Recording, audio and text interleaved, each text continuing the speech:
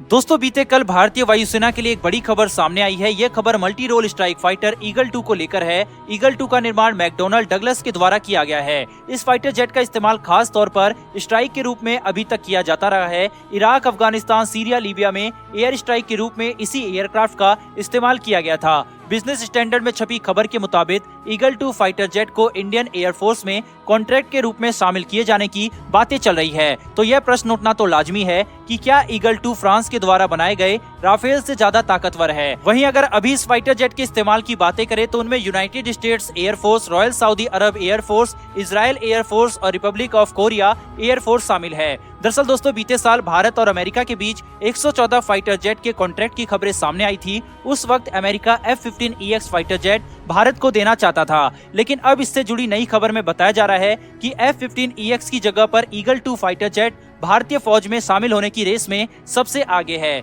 Eagle 2 को F-15 का दूसरा वर्जन माना जाता है। ईगल 2 सामान्य फाइटर जेट की तुलना में कई गुना अधिक ताकतवर है। वहीं इसमें ऐसी तकनीक लगी है जिससे यह केवल ऑपरेशन में इस्तेमाल ही नहीं किया जाता बल्कि ऑपरेशन को सक्सेसफुल करने की ताकत भी रखता है। इस एयरक्राफ्ट का इस्तेमाल अमेरिकी वायुसेना में लगभग 40 सालों से किया जा रहा है। ये अपने आप में एक बहुत ताकतवर एयरक्राफ्ट है, इसलिए काफी लंबे समय से आज भी यूएस की एयरफोर्स इसी के दम पर अपने दुश्मन देशों में खौफ बनाने में कामयाब साबित है। इसकी ताकतों के चलते अमेरिकी वायुसेना इसका इस्तेमाल करने के लिए इसमें समय समय पर अपग्रेडेशन भी करती आई है। इस लड़ाकू विमान के जरिए एक बार में 22 मिसाइलों को फिट किया जा सकता है। इनका इस्तेमाल स्ट्राइक करने में किया जाता है। वहीं इसके अलावा इसमें infrared search and tracking system, advance avionics, electronic warfare equipment जिसका इस्तेमाल दुश्मन के फाइटर जेट, मिसाइल और ड्रोन्स पर जैमिंग करने के लिए किया जाता है, इन सभी का अच्छे से उपयोग किया गया है। इसके अलावा इसमें मिसाइलों के साथ गाइडेड बम भी लगाए जा सकते हैं। वहीं इसके रडार की बात करें तो इसमें हाई ट्रैकिंग इलेक्ट्रॉनिक रडार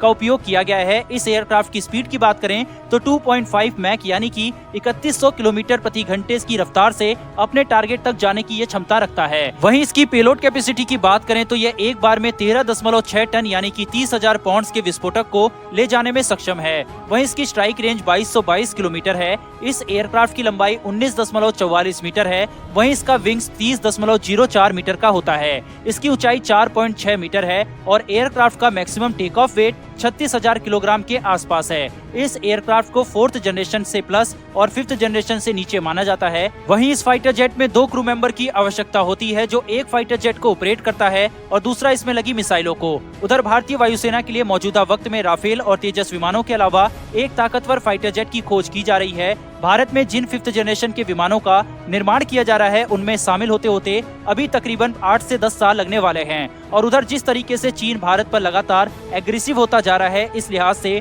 भारतीय वायुसेना का ताकतवर होना बहुत जरूरी हो गया है। इसीलिए अब भारतीय वायुसेना के लिए राफेल के अलावा एक अमेरिकी फाइटर जेट को खरीदने की तैयारी की जा रही है। चलिए दोस्तों बढ़ते हैं दूसरी खबर की तरफ, जो कि भारत और रशिया से जुड़ी हुई है और रशिया ने भारत को लेकर एक बड़ी स्टेटमेंट दी है। दरअसल रशियन गवर्नमेंट के एक ऑफिसर का कहना है कि भारत जल्द ही रशिया के अंदर से वेस्टर्न कंट्री, अमेरिका और ब्रिटेन जैसे देशों को बाहर करने वाली है। आपको बता दें रशिया ब्रिटेन और अमेरिका से काफी बड़े स्तर पर मेडिसिन का इंपोर्ट करता था, जो प्रतिबंधों के चलते पूरी तरीके से सप्लाई रुक चुकी है। रशियन ऑफिसर का कहना है कि अब डरने की कोई बात नहीं है, क्योंकि जिन मेडिसिन का इंपोर्ट अमेरिका और ब्रिटेन से किया जाता था उससे काफी अच्छी क्वालिटी की दवाएं भारत से ली जा सकेगी। रशियन सरकार ने कोविड वैक्सीन का जिक्र करते हुए कहा है कि जिस प्रकार से भारत ने दुनिया भर के देशों को कोविड वैक्सीन सप्लाई की है, उसके बाद से भारत की रैंकिंग मेडिकल क्षेत्र में काफी ज्यादा बढ़ चुकी है। अब दुनिया के देश भारत के मेडिकल से जुड़े प्रोडक्ट पर विश्वास कर रहे हैं। एक तरफ जहां भारतीय प्रोडक्ट का प्राइस काफी कम होता है,